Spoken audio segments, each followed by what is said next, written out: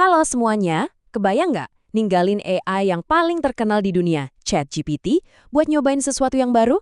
Kedengarannya agak gila ya? Nah, di bahasan kali ini kita bakal telusuri ceritanya kenapa seorang power user nekat pindah ke pesaing baru bernama Claude.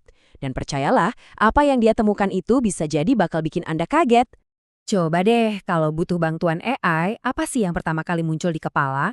Buat sebagian besar orang ya, jawabannya pasti ChatGPT.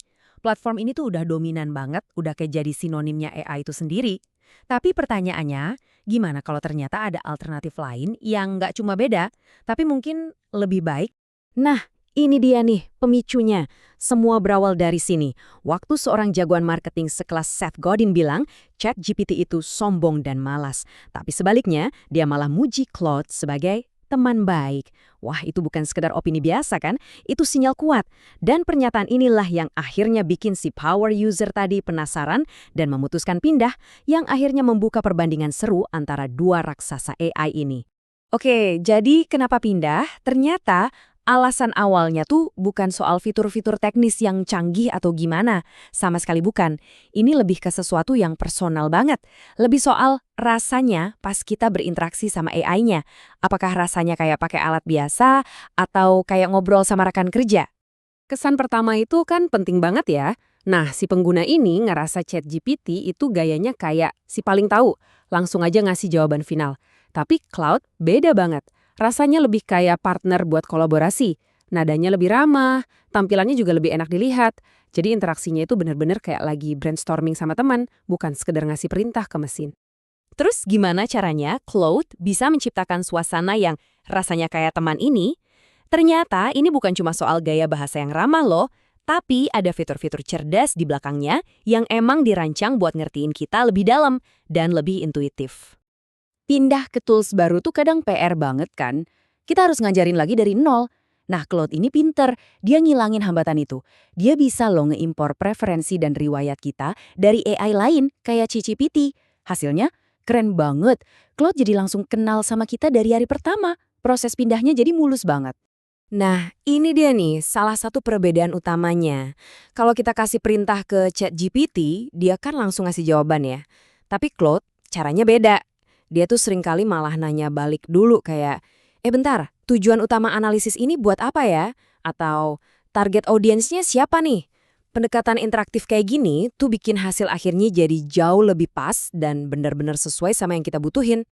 Oke, sekarang kita masuk ke fitur yang benar-benar game changernya namanya Cowork. Lupakan deh asisten AI biasa. Coba bayangin, kita punya kolega digital yang super pinter, yang siap bantuin kita ngerjain tugas-tugas paling rumit sekalipun secara real time. Ini dia demo pertama yang luar biasa. Jadi, si pengguna ini minta Claude bikinin landing page profesional, hanya dengan satu kali perintah. Dan yang dibikin tuh bukan cuma teks doang, tapi beneran halaman yang fungsional, bersih, lengkap dengan kodenya yang siap pakai. Prosesnya simple banget. Kita cuma perlu nulis satu kali prompt yang detail, jawab beberapa pertanyaan dari Claude buat klarifikasi, dan boom! Kita langsung dapat kode HTML yang lengkap. Hasilnya bersih, profesional, dan siap diluncurin. Gila kan? Semua cuma dari satu interaksi awal. Oke, kita lanjut ke tugas berikutnya ya. Bikin dashboard performa tim itu kan biasanya kerjaan yang makan waktu dan ngebosenin banget. Mesti ngumpulin data, bikin visualisasi, dan lain-lain. Nah, si pengguna ini nantang Claude buat ngerjain semua itu secara otomatis. Dan ini dia hasilnya, sebuah dashboard performa yang komplit. Claude benar-benar secara otomatis narik data dari berbagai platform, nganalisis, terus nyajiin dalam format yang gampang dibaca. Metrik penting kayak pertumbuhan follower, engagement rate, sampai konten mana yang paling bagus performanya, semuanya langsung ada. Siap buat dipresentasiin ke tim. Benar-benar hemat waktu banget. Nah, buat demo terakhir di bagian ini, kita lihat kemampuan Claude buat merepurpose konten. Jadi, si pengguna ini ngambil transkrip lengkap dari video YouTube, terus minta Claude buat ngubahnya jadi aset media sosial yang menarik. Claude itu nggak cuma sekedar ngerangkum. Dia benar-benar mengubah transkrip panjang itu jadi karosel Instagram 7 slide yang ringkas dan menarik, lengkap dengan poin-poin utamanya. Dan yang lebih keren lagi, pas diminta ganti gaya desainnya jadi ala Apple, Claude langsung bisa. Ini nunjukin kalau dia juga fleksibel banget secara kreatif. Jadi, setelah ngeliat semua kemampuan tadi, jelas ya, ini bukan lagi cuma soal fitur keren doang. Kemampuan buat mengotomatiskan tugas-tugas rumit kayak gini tuh punya dampak yang besar banget. Ini bakal ngubah cara kita kerja. Dan disinilah masa depan jadi terasa makin menarik. Coba kita pikirin deh peran middle management. Dulu kan kerjaan mereka banyak di seputar koordinasi dan bikin laporan. Tapi kalau AI kayak Claude udah bisa bikin dashboard dan ngelacak tugas secara otomatis, kerjaan semua orang jadi transparan kan? Nah ini bisa secara fundamental mengubah cara sebuah tim dikelola dan diawasi. Tapi kan biasanya gini, setiap kali ada teknologi yang mengubah pekerjaan lama, pasti ada juga peluang-peluang baru yang muncul. Pergeseran ini ternyata melahirkan setidaknya satu jenis peran baru yang menarik banget dan sepenuhnya didukung oleh AI. Dan ini dia peran barunya, kurator konten.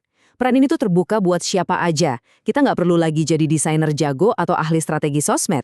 Dengan tools kayak Claude, siapapun bisa ngambil informasi berharga, contohnya ya transkrip video tadi, terus dengan cepat dikemas ulang jadi konten yang keren buat ngebangun audiens mereka sendiri. Tapi tentu aja, penting buat kita punya perspektif yang seimbang. Claude ini emang hebat banget, tapi ya nggak ada yang sempurna. Dan dunia AI itu sendiri kan kompleks banget dan terus berubah tiap hari. Penting banget buat diingat, nggak ada satu AI yang jago di semua hal. Tiap kali tools itu punya keunggulannya sendiri-sendiri. Claude mungkin brilian sebagai rekan kerja kreatif, tapi kalau buat analisis data yang mendalam, Gemini mungkin lebih pas. Buat riset bisa jadi Perplexity juaranya. Intinya adalah, pilih alat yang tepat untuk pekerjaan yang tepat. Dan ini membawa kita ke peringatan terakhir yang sangat penting. Pasar AI sekarang ini udah kayak medan perang, penuh persaingan ketat dan propaganda. Banyak klaim yang dilebih-lebihkan. Makanya, penting banget buat kita sebagai pengguna untuk tetap kritis, coba-coba sendiri berbagai tools, dan akhirnya nentuin mana yang beneran paling cocok buat kebutuhan kita. Jadi, kita tutup dengan satu pertanyaan ini. Pembahasannya tuh udah bukan lagi soal apakah AI bisa nulis email, udah lewat masanya. Pertanyaan sekarang adalah, kalau AI bisa jadi rekan kerja kita, jadi partner kolaborasi kita, gimana hal itu bakal mengubah cara Anda bekerja, tanggung jawab Anda, dan bahkan mungkin seluruh jalur karir Anda? Sebuah pertanyaan yang menarik buat kita renungkan bareng-bareng.